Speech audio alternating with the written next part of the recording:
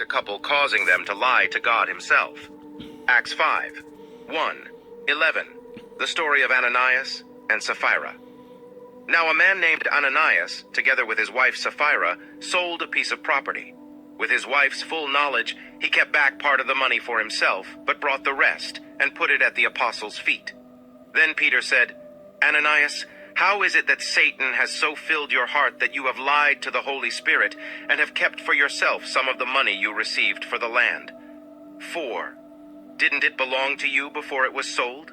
And after it was sold, wasn't the money at your disposal? What made you think of doing such a thing? You have not lied just to human beings, but to God. When Ananias heard this, he fell down and died. And great fear seized all who heard what had happened. Then some young men came forward, wrapped up his body and carried him out and buried him. About 3 hours later, his wife came in, not knowing what had happened. Peter asked her, Tell me, is this the price you and Ananias got for the land?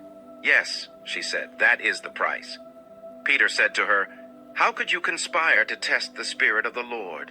Listen, the feet of the men who buried your husband are at the door, and they will carry you out also. At that moment, she fell down at his feet and died.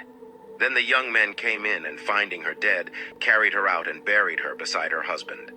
Great fear seized the whole church and all who heard about these events. The story of Ananias and Sapphira underscores the importance of honesty and integrity in God's eyes. They attempted to deceive the early church and present themselves as more generous than they truly were by lying.